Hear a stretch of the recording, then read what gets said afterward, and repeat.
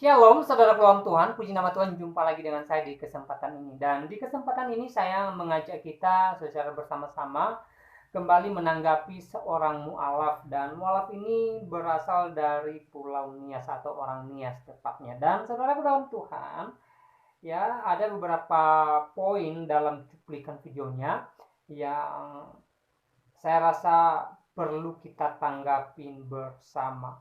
Dan saudara dalam Tuhan, tanpa berlama-lama, langsung saja dukung perkembangan channel ini dengan cara tekan tombol subscribe, tekan tombol like yang ada di bawah, dan juga share video ini sebanyak-banyaknya supaya menjadi berkat bagi banyak orang. Dan buat saudara yang telah mendukung channel ini, kiranya Tuhan Yesus Kristus memberkati saudara sekalian. Dan saudara, tanpa berlama-lama, mari kita melihat cuplikan videonya di video berikut.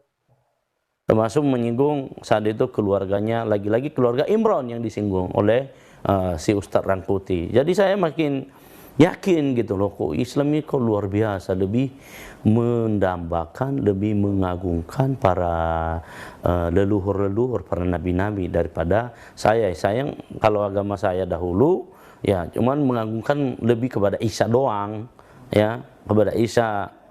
Selebihnya adalah selintas lewat gitu.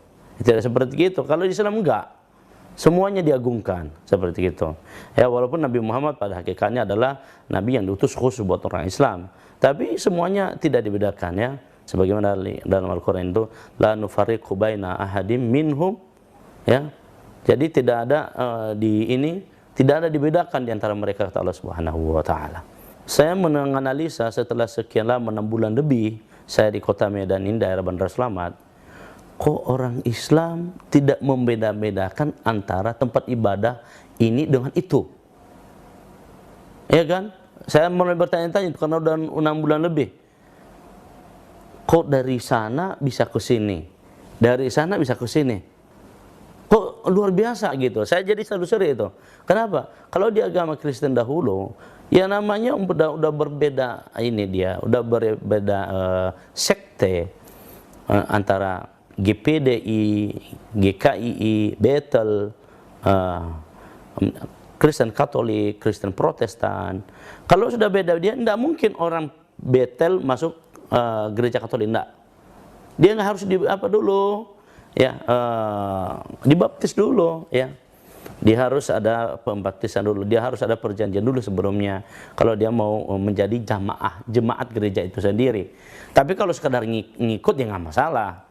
Tapi kalau tetap menjadi jemaat di gereja itu, dari BNKP Protestan menjadi jemaatnya Katolik, ya enggak bisa, harus jadi daftar dulu.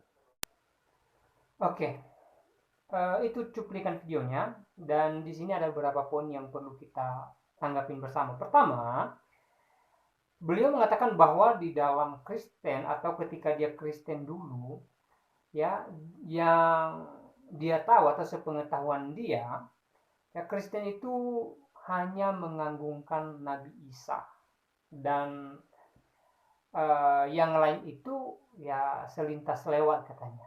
Pertama, Kristen tidak mengenal Nabi Isa. Ya, Kristen mengenal Yesus Kristus. Yang dicatat di dalam Alkitab sejarah Tuhan Yesus atau kisah Tuhan Yesus, bukan kisah Nabi Isa.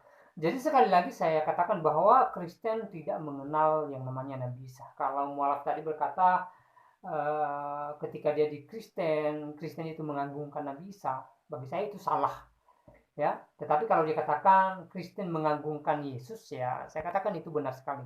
Dan kedua, tadi dia menyinggung bahwa Kristen itu atau gereja itu sekte katanya, ya.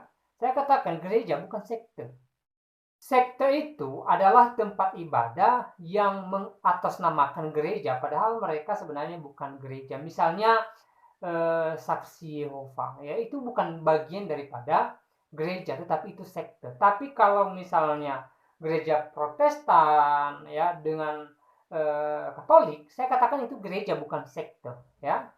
Dan apa yang beliau katakan tadi saya katakan sangat salah sekali. Dan selanjutnya beliau mengatakan bahwa gereja itu berbeda antara satu dengan yang lain. Ya itu pasti dong. Setiap dominasi itu berbeda.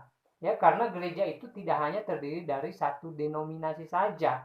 Ya, ada beberapa denominasi yang sudah berdiri dan sudah disahkan oleh pemerintah, dan setiap denominasi itu punya aturan masing-masing yang pastinya berbeda satu dengan yang lain. Dan sebenarnya itu tidak menjadi persoalan, saudara dalam Tuhan.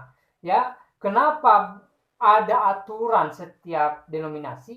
Supaya tertib dan supaya orang bisa membedakan antara denominasi A dengan denominasi B. Dan sebenarnya soal beribadah ya tidak menjadi persoalan. Kalau misalnya saya jemaat Protestan lalu saya beribadah di Katolik misalnya, saya katakan tidak menjadi persoalan. Ketika saya beribadah lalu tujuan saya hanya beribadah ya, dan saya beribadah dengan baik, mengikuti aturan mereka, saya katakan tidak menjadi persoalan dan saya pun pastinya diterima di sana.